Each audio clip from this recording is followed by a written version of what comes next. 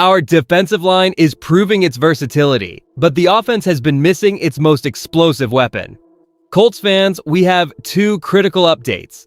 One interior lineman just had a breakout day with 2 sacks, while our top receiver is finally back on the field. Don't miss these names. Subscribe as we push toward 2,000 total fans, and tell me which city you are watching from today. Colby Wooden dominated our final training camp practice this Thursday with 2 sacks, signaling a potentially massive shift for our interior defensive line rotation. I remember when we first landed him in that trade sending Zaire Franklin to Green Bay, and honestly, seeing that kind of disruptive production on the field feels like a win for our front office. According to Joel Erickson of the Indy Star, he looked relentless all morning, proving he can truly anchor the trenches. So far this preseason, he has logged 5 total tackles, 3 run stops, and 1 quarterback pressure across 46 snaps per Pro Football Focus. That versatility to shift between gaps is exactly what we need alongside veterans like DeForest Buckner and Grover Stewart. I am genuinely excited about his development, but I also want to pump the brakes a little because preseason performance does not always translate to regular season snap counts. Here's the thing nobody wants to say. While he brings undeniable value, we still need to see him maintain that intensity once the pads pop in games that actually count. Does this 2-sack performance prove he is ready to challenge the veterans? Or are we just seeing a guy beating up on backups during the final days of camp? It is a fair question to ask because his ability to impact both the run and passing game is promising. Yet he faces a tall task to climb the depth chart in a crowded room. If he sustains this disruption into the regular season, he could become the X factor inside the horseshoe that keeps our defense fresh late into the 4th quarter. Now, I have to wonder, is this sudden flash of talent enough to earn him a permanent role in our high-leverage defensive packages this September? Why would a front office prioritize interior disruption during the final days of camp if they were not looking to overhaul the rotation? Colby Wooden grabbing 2 sacks on Thursday provides that answer, demonstrating a level of production that justifies the earlier trade of Zaire Franklin to Green Bay. Does his ability to move across multiple gaps actually secure his spot in the high-leverage defensive packages? Looking at the data, he has logged 5 total tackles and 3 run stops through 46 snaps, per Pro Football Focus, proving he can be more than just a body on the roster bubble. What nobody is talking about is how this specific versatility impacts our snap counts during the grind of an entire regular season. My take is that the coaching staff views his ability to impact both the pass and run as the ultimate insurance policy for our interior line. Historically, we have seen players with this high motor struggle to transition from practice intensity to real game conditions, so I am excited, but I also want to pump the brakes a little until he proves it against starting offensive lines. The horseshoe demands consistent pressure, and while he is currently behind veterans like DeForest Buckner and Grover Stewart, the gap in technical output appears to be narrowing based on this final week of work. Is this 2-sack performance enough to move the needle on his status? Or are we witnessing a player merely peaking at the perfect time before final cuts? His growth reflects an aggressive front office strategy designed to keep the defense fresh late into games. Providing this kind of impact in the trenches is exactly the blueprint needed to ensure our defensive front remains one of the most disruptive units on the field this year.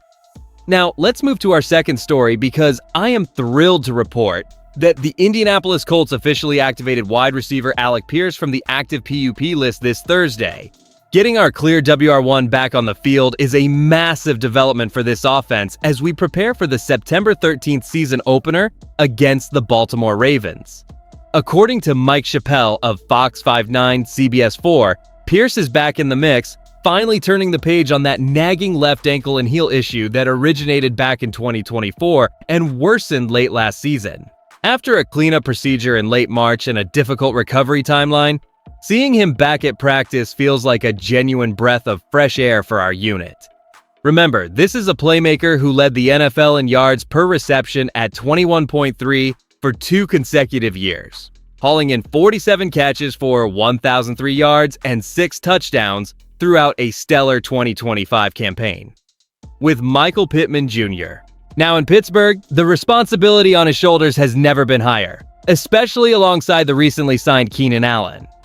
Think about it this way. How much will his return open up the field for our tight ends and slot options during those high-leverage snap counts? I am excited to see him back, but I also want to pump the brakes a little until we see how he holds up during full-speed drills. Is he truly at 100% for the Baltimore clash? Or are we risking another setback by rushing him into the trenches?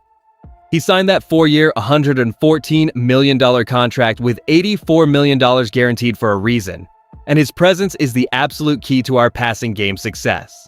We need him healthy, focused, and ready to dominate the edge if we want to compete this year. Having that kind of deep threat ability back on the practice field is the single biggest upgrade our offense could receive before September. Alec Pierce returning from the active PUP list means Shane Steichen finally has his primary vertical weapon ready to stretch the field, which is a massive relief for our coaching staff. My honest take here is that his specific skill set, leading the NFL with a 21.3 yards per reception average, creates instant gravity that forces opposing defensive coordinators to adjust their entire coverage shell. Let's be real. Trusting a player coming off a cleanup procedure on his left ankle and heel is a calculated gamble, even if the medical timeline has elapsed.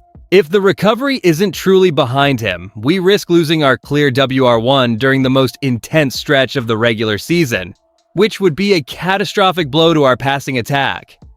Other observers around the league are definitely paying attention, with analysts noting that the chemistry between him and our signal caller must hit the ground running immediately to justify that massive 4-year, $114 million contract.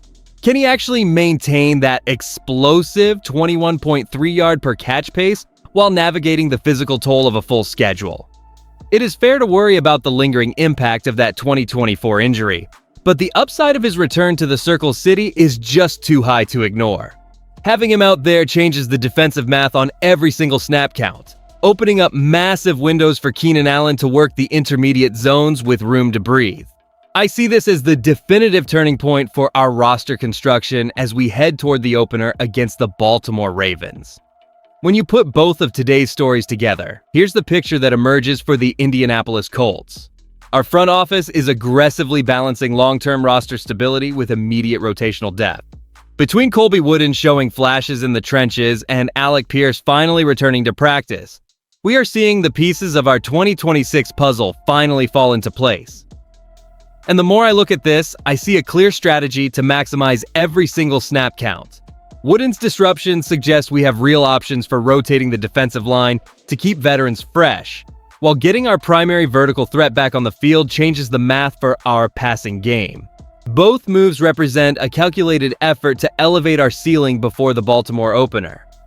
I'm excited, but I also want to pump the brakes a little because we need to see if Wooden can replicate that disruption against starters, and if Pierce's ankle holds up under game speed pressure.